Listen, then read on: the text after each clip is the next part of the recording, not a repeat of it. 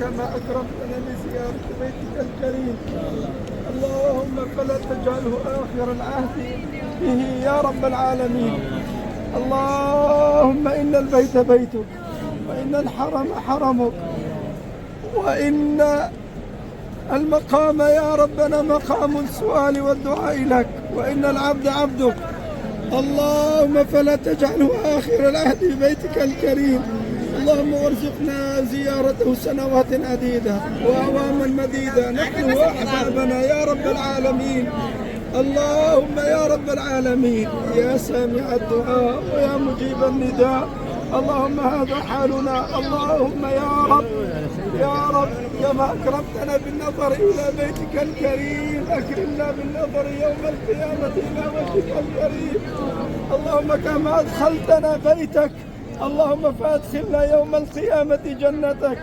اللهم كما أدخلتنا بيتك أدخلنا يوم القيامة جنتك. وشوقا إلى مكة يا رب، إن محمدا صلى الله عليه وسلم بكى لفراق مكة.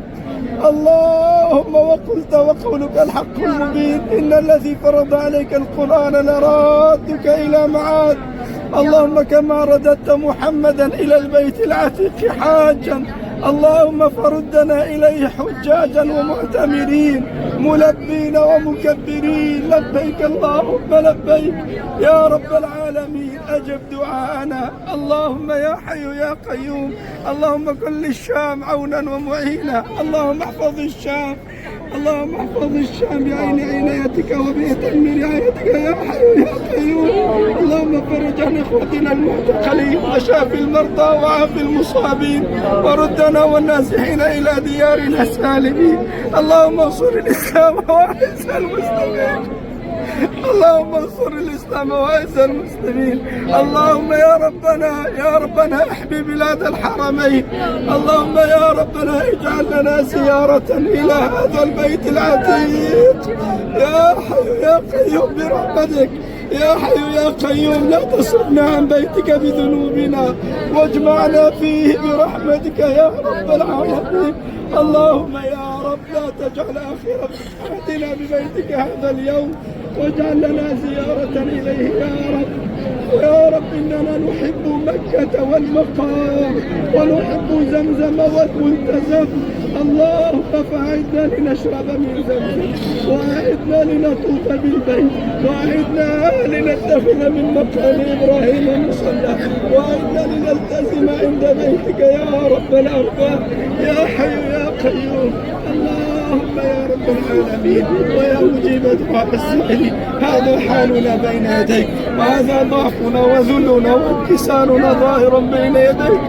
اللهم لا تجعلنا في هذه الساعة ذنبا إلا غفرته، ولا هما إلا فرجته، ولا دينا إلا قضيته، ولا مبتلا إلا شافيته، ولا مريضا إلا عافيته، ولا غائبا بالسلامة إلى أهله إلا رددته، ولا مجاهدا إلا نصرته، ولا معتقلا إلا فككت أسره وأطلقته، ولا تائبا ونحن منهم إلا قبلته، ولا طالبا للعودة إلى بيتك إلا أكرمته، ولا حاجة لك بها رضا ولا بها صلاح إلا تفضلت علينا بقضائها يا قاضي الحاجات، يا سامع الأصوات، يا مجيب النداءات.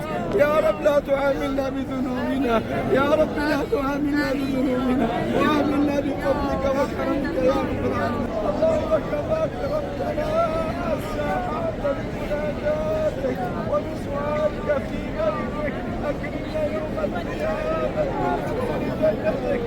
يا رب يا رب يا رب نسألك بقلوب خاشعة وبأعين دامعة وبألسن خاشعة أن تردنا إلى بيتك سائلين، أن تردنا إلى بيتك طائفين، أن تردنا إلى بيتك راكعين ساجدين مع الطائفين الركع السجود يا رب العالمين.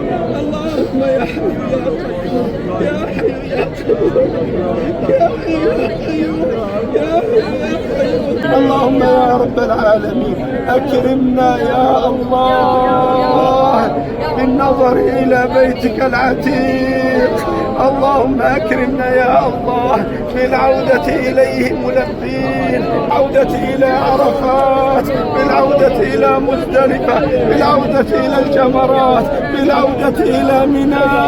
يا مجيب النداء، يا مولانا، يا سامع الدعاء، يا من على العرش استوى، يا من يرانا ولا نراه. فرج عن المعتقلين، فرج عن الأسرى، ردهم إلى أسرهم. اشتاقت لهم أمهاتهم، اشتاقت لهم زوجاتهم، اشتاق لهم آباؤهم وأبناؤهم، فردهم إلى أسرهم. اخرجهم من سجون الظالمين ودمر الظالمين إلى الحق رب العالمين. ربنا لا تؤاخذنا إن نسينا أو أخطأنا، ربنا لا تحمل علينا إصرا كما حملته على الذين من قبلنا، ربنا ولا تحملنا ما لا طاقة لنا به، واعف عنا واغفر لنا وارحمنا، أنت مولانا فانصرنا على القوم الكافرين. آمين آمين آمين. والسلام على المرسلين والحمد لله رب العالمين.